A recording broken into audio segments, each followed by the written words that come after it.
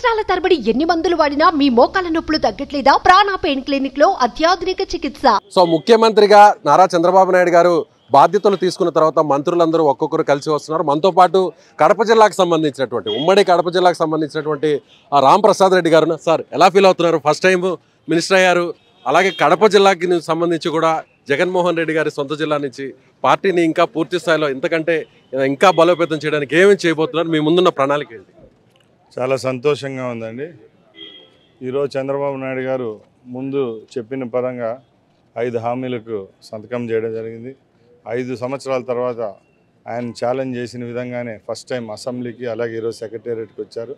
దానిలో ముఖ్యమైనది పెన్షన్ 4,000 రూపాయలు చేయడము, అలాగే వృద్ధులకు 6,000 రూపాయలు చేయడం జరిగింది. ఇంకా స్కిల్ డెవలప్మెంట్ గురించి కానీ అలాగే మన పథకాలు ఏమైతే ఉన్నాయో స్టేట్లు ఇవ్వాల్సిన దానికి సుదీర్ఘంగా చర్చించడం జరిగింది. తప్పకుండా రాబోయే కాలంలో రాష్ట్ర ప్రజలకు అంతా మంచి జరుగుతుంది. ఏ హామీలు అయితే గత మేనిఫెస్టోలో పొందుపరిచాలో అన్ని పథకాలను ప్రజల్లోకి వచ్చే 6 నెలల్లో తీసుకొని వచ్చేదానికి మంత్రివర్గం దృష్టికి తీసుకొని రావడం జరిగింది. తప్పకుండా నెరవేరుస్తాం. సో కడప జిల్లా నుంచి ఎవరు ఊహించని విధంగా రిజల్ట్ వచ్చింది. మీరు మినిస్టర్ అయ్యారు. ఎలా ఫీల్ అవుతున్నారు? చాలా సంతోషంగా ఉందండి. రాష్ట్రం అంతా గాలి వీచింది. జగన్మోహన్ రెడ్డి ప్రభుత్వం పతనమైంది. ముఖ్యంగా వాళ్ళు కంచుకోటలుగా చెప్పుకున్న రాయలసీమ ఏరియా నుంచి ఈరోజు మీరు చూశారు. కడప అయితేనే, కర్నూలు అయితేనే, చిత్తూరులో బ్రహ్మాండంగా తెలుగుదేశం పార్టీ సీట్లు గెలిచడంతో నాకు కూడా ఇక్కడ రాయచోటి నుంచి నేను శాసనసభ్యుడు అయ్యాను. ఉమ్మడి జిల్లా నుంచి నాకు మంత్రివర్గంలో స్థానం కల్పించడానికి మరొకసారి ఆయనకు ధన్యవాదాలు తెలియజేసుకుంటాను. ముఖ్యంగా రాయలసీమ అంటే వైసీపీ అంటే రాయలసీమ అంటూ చెప్తూ వచ్చారు కదా. సో ఆ రికార్డుని బ్రేక్ చేస్తూ బద్దలు కొట్టారనుకోవచ్చా? మీరే చెప్పారు కదా, రికార్డు అయితే బద్దలు అయిపోయింది. రాబోయే కాలంలో కూడా వైసీపీ పార్టీ అనేది నామరూపాలు లేకుండా పోతుంది. వచ్చే 5 సంవత్సరాల్లో తెలుగుదేశం పార్టీ చేసే మంచి కార్యక్రమాలు మరొక్కసారి 2029లో మరొకసారి చంద్రబాబు నాయుడు గారికి అవకాశం వచ్చే రోజు కూడా ఈరోజు మన కళ్ళ ముందర కనపడతానే ఉంది. సో పార్టీ కోసం కష్టపడే కార్యకర్తలు, నాయకులకు ఏ స్థాయిలోమైనా అందలం ఎక్కిస్తారు, మంత్రి పదవులు సైతం ఇస్తారు అన్నదానికి ఒక ఉదాహరణ మీరు చెప్పుకోవచ్చా? తప్పకుండా అండి. నేను 4.5 సంవత్సరం ముందే తెలుగుదేశం పార్టీకి రావడం జరిగింది. మేము అక్కడ కంచుకోటలు అని చెప్పుకునే రాయచోటిని కూడా బద్దలు కొట్టి ఈరోజు అక్కడ గెలవడంతో నాకు ఈ అవకాశం కల్పించారు. వాళ్ళు నా మీద పెట్టిన బాధ్యతను తప్పకుండా నెరవేర్తిస్తా. తప్పకుండా ఏదైతే చెప్పానో చేసి చూపిస్తాం. వచ్చే 5 సంవత్సరాల్లో శక్తి వంచన లేకుండా రాష్ట్ర ప్రజలకైతేనే, మా నియోజకవర్గ ప్రజలకైతేనే సాయం చేస్తాం. సో పెద్దిరెడ్డి ఫ్యామిలీ రకరకాలుగా ఎంతో ఒత్తిడి తీసుకొచ్చారు, అనేక ఇబ్బందులు పెట్టారు. మంత్రిగా వాళ్ళకి మీరు ఏ విధంగా చెక్ పెడతారు ఏంటి? పెద్దిరెడ్డి ఫ్యామిలీని ప్రజలే బుద్ధి చెప్పారు. వాళ్ళు ముగ్గురు ఏదో రిగ్గింగులు చేసే డబ్బులు ఖర్చు పెట్టి గెలవడం తప్పక వాళ్ళ అనుచరులు కానీ వాళ్ళు ఎక్కడెక్కడ ఇన్ఛార్జీలు కూడా అన్ని స్థానాలు ఓడిపోవడం జరిగింది. వాళ్ళ చాప్టర్ అయితే క్లోజ్ అయిపోయింది. వాళ్ళ గురించి మేము మాట్లాడడం, కేవలం అభివృద్ధి మీద మా దృష్టి అనేది ఉంటుంది. సో ఒక్కసారిగా చివరిగా సార్, ముఖ్యమంత్రిగా నారా చంద్రబాబు నాయుడు గారు బాధ్యతలు తీసుకున్న తర్వాత వాతావరణం అంతా కూడా మారిపోయింది. దీన్ని ఎలా చూడాలి? ఇది ఒక పాజిటివ్ వైబ్రేషన్ అనుకోవచ్చు. 100% అండి. ఏ రోజులైతే బ్యాలెట్ బాక్సుల్లో తెలుగు సైకిల్ గుర్తుకు ప్రజలు వస్తారో ఆ రోజు నుంచి ఋతుపవనాలు వచ్చాయి, వర్షాలు బాగుపడుతున్నాయి. ఇదే ఒక శుభ సూచకం. తప్పకుండా ఈ 5 సంవత్సరాలు వర్షాలు బాగా ఉంటాయని నేను కూడా చెప్తున్నా.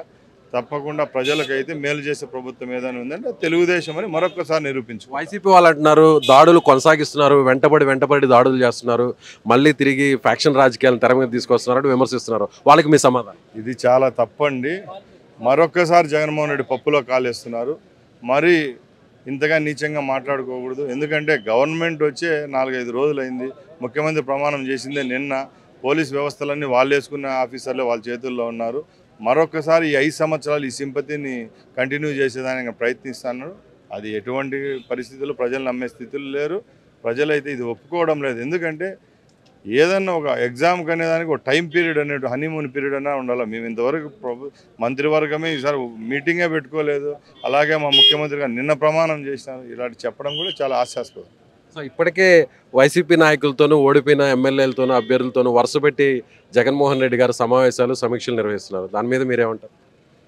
అది వేస్ట్. ఇంకా ఏ పార్టీలైనా రాజకీయ పార్టీలలో జరిగేది కంటి తుడుపుగా చెప్తున్నాడు. నిన్న మా మిత్రుడు ఒక ఆయన చెప్పాడు, పిలిచి అప్పుడే చెప్తున్నాడంట తెలుగుదేశం పార్టీ వాళ్ళ మీద అప్పుడే ప్రజలు విసిగిపోయినారని చెప్తున్నాడంట ఆయన.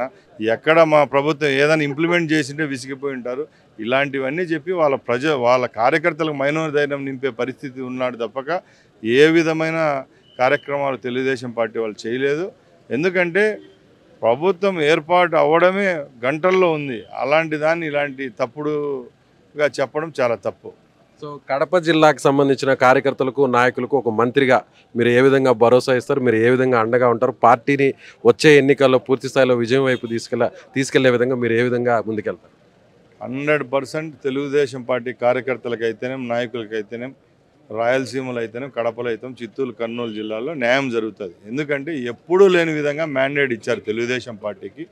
ముందు ఎప్పుడు ఇలాగ జరగలేదు కాబట్టి ఇదంతా జరిగిందంటే అక్కడున్న కార్యకర్తలు ఏమైతేనే నాయకులు అయితేనే చిత్తశుద్ధిగా పనిచేశారు. అన్ని సీట్లు గెలిపించడం జరిగింది కాబట్టి ప్రతి ఒక్కరికి న్యాయం జరుగుతుంది. మా నాయకులు ముందు నిన్న కూడా మాకు మినిస్టర్స్ కూడా చెప్పాడు. ఎందుకంటే కార్యకర్తలు లేనిదే ఈ 5 సంవత్సరాలు మనం ఇంతగా వచ్చిండలేం. తప్పకుండా కార్యకర్తలు నాయకులు మేలు జరుగుతుంది. సో రెడ్ బుక్లో పెద్దిరెడ్డి ఫ్యామిలీ వాళ్ళ పేర్లు ఉన్నాయనుకోవచ్చా? అది మా స్థాయి కాదండి. లోకేష్ బాబు గారిని మీరు అడిగితే ఆయన సరైన సమాధానం మీకు అక్కడే దొరుకుతుంది.